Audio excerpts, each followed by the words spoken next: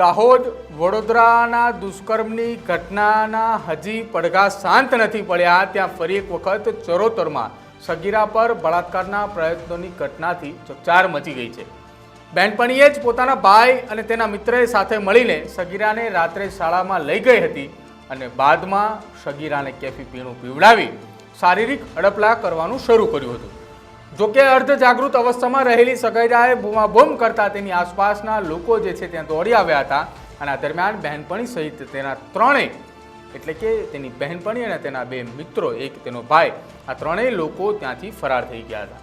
આ બાબતે સગીરાના પરિવારોએ ગંભીરતા સમજીને પોલીસને જાણ કરી હતી અને પોલીસે ગુનો નોંધતાની સાથે જ સક્રિય થયેલી આ પોલીસ એ તેના બહેનપણી અને તેના એક ભાઈ અને તેની સાથે રહેલો તેનો મિત્ર તેની ધરપકડ કરીને કાયદેસરની કાર્યવાહી જે છે તે કરવામાં આવી છે। નમસ્કાર, આપ જોઈ રહ્યા છો ન્યૂઝ રૂમ ને આપની સાથે હું છું પ્રદીપ। આણંદ જિલ્લાના ખંભળોજ પોલીસ સ્ટેશન હદ વિસ્તારની અંદર આવતા ખડીપુર ગામની આ ઘટનાની વિગત જોવામાં આવે તો નવરાત્રિના દિવસોમાં સગીર વયની કિશોરીને રવિવારે મોડી રાત્રે નજીકના ગામમાં રહેતી એક બહેનપણીના ઘરે ગઈ હતી। ગરબા રમવા જવાનું કહીને આ સગીરાને બહેનપણીએ પોતાના ઘરે બોલાવી હતી અને બાદમાં પરિવારજનોને ગરબામાં જવાનું કહીને બહેનપણી પોતાની મિત્ર સગીરા સાથે બહાર આવી હતી। બંને બહેનપણીઓ નજીકના ગામમાં ગઈ હતી। આ ગામમાં પહેલાથી જ બહેનપણીનો સગીર અને તેનો મિત્ર હાજર હતો। બાદમાં ગામની શાળાના કમ્પાઉન્ડમાં ગયા જ્યાં ચારેય જણાએ ત્યાં વિદેશી દારૂનું સેવન પણ કર્યું। આ દારૂ પીધા બાદ બહેનપણીના સગીર ભાઈ અને તેના મિત્રએ શારીરિક અડપલા શરૂ કર્યા હતા। જોકે અર્ધભાન અવસ્થાની અંદર રહેલી સગીરાએ બૂમાબૂમ કરી હતી અને આસપાસના સ્થાનિક લોકો દોડી આવ્યા હતા। સ્થાનિકોને ઘટનાની જાણ થઈ ત્યાં જતા હતા તે દરમિયાન સગીરાની બહેનપણી અને તેના સગીર ભાઈ સહિત તેનો એક મિત્ર ઘટના સ્થળ ઉપરથી ફરાર થઈ ચૂક્યા હતા। જોકે સ્થાનિક સૂત્રો મુજબ લોકો ત્યાં પહોંચે ત્યાં સગીરા અર્ધ અવસ્થામાં હતી એટલે કે પોતે બેભાન અવસ્થાની પણ હતી અને તેના ઉપર જે તેને કપડાં પહેર્યા હતા તે પણ અસ્તવ્યસ્ત હતા। આ અંગે લોકોએ પોલીસને જાણ કરી, પરિવારને પણ જાણ કરી। જ્યારે પરિવાર અને પોલીસને જાણ કરી ત્યારે પોલીસે ગુનાની ગંભીરતા સમજીને તાત્કાલિક ફરિયાદ દાખલ કરી હતી। પોલીસે આ મામલે ગુનો નોંધીને કાયદેસરની કાર્યવાહી હાથ ધરવામાં આવી હતી।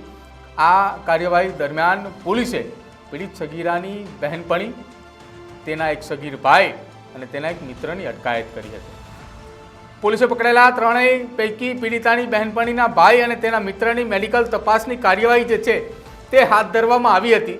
જોકે આ સમગ્ર મામલે પોલીસની કાર્યવાહીને લઈને આરોપીઓની ધરપકડ કરવામાં આવી છે અને આણંદ જિલ્લાના ડીવાયએસપી શું કહી રહ્યા છે આખા મામલાને લઈને એ પણ સાંભળો।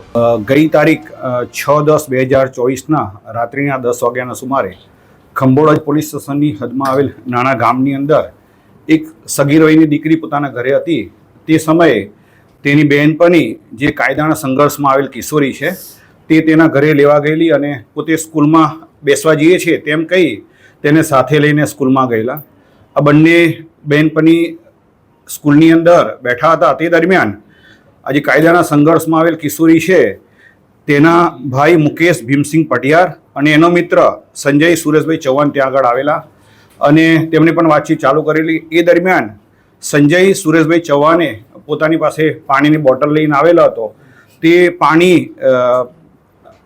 કાયદાના સંઘર્ષમાં આવેલ કિશોરીના કહેવા મુજબ સગીર વયની દીકરીને પીવડાવેલો હતો જેથી તેને ઘેન ચડતા તે તકનો લાભ લઈ અને આરોપી સંજય સુરેશભાઈ ચૌહાણ એની જોડે આ કાયદાના સંઘર્ષમાં આવેલ દીકરી સાથે રહી અને ભોગ બનનારની સાથે અડપલા કરેલા અને સેક્સ્યુઅલ એસોલ્ટ કરેલો હતો।